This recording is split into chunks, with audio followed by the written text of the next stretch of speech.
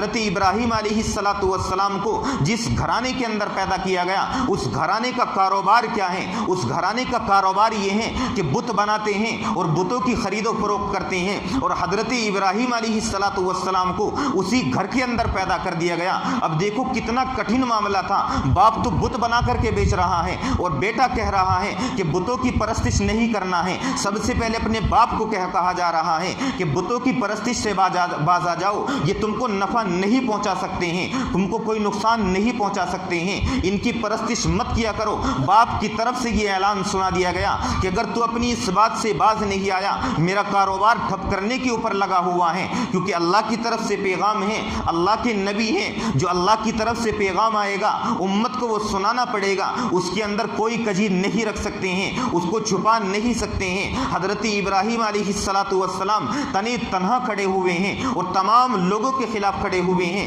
سب سے پہلے اپنے گھرانے سے نکلنا پڑا ہے، گھر والوں نے باہر نکال دیا، باہر نکل کر کے ایسا نہیں ہے پھر تکلیف نہیں پہنچی، بہت بے انتہا تکلیف پہنچی ہے۔ اسی توحید کے بدلے حضرت ابراہیم علیہ السلام کو نمرود نے آگ کے اندر ڈلوا دیا ہے، صرف کس وجہ سے؟ صرف یہ کہتے تھے ایک اللہ کے سامنے جھکو، ایک اللہ کو مانو، بت یہ تمہیں کچھ بھی نہیں پہنچا سکتے ہیں، نہ کوئی تمہیں نفع دے سکتے ہیں۔ حتیٰ کہ اللہ نے قرآن میں جہاں تک فرما دیا الہم ارجل یمشون بہا ام لہم ایدی یبطشون بہا، کہ ہاں جن بتوں کو تم نے تراش رکھا ہے، جن بتوں کی تم پرستش کر رہے ہو، بے شک ان کے پاؤں نظر آ رہے ہیں، الہم ارجل یمشون بہا، لیکن ان بتوں کے اندر اتنی طاقت نہیں ہے کہ یہ اپنے پیروں سے چل سکتے ہو، اپنے پیروں سے نہیں چل سکتے ہیں، ان کے اندر اتنی ہمت اور طاقت نہیں ہے کہ اپنے پیروں پہ کھڑے ہو سکتے ہو۔ الہم ارجل یمشون بہا ام لہم ایدی یبطشون بہا، ان کے ہاتھ تو موجود ہیں لیکن ہاتھوں میں اتنی طاقت نہیں ہے کہ اپنے ہاتھ سے کوئی چیز اٹھا سکتے ہو۔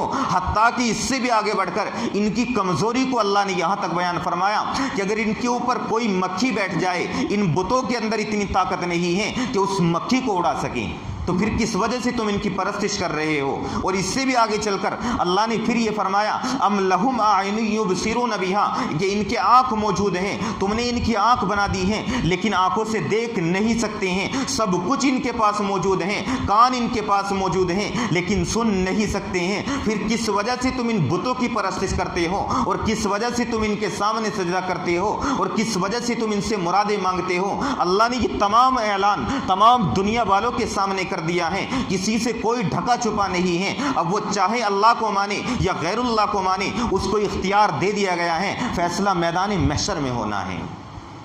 حضرت ابراہیم علیہ السلام اسی کو لے کر کے کھڑے ہوئے تھے۔ حضرت ابراہیم علیہ السلام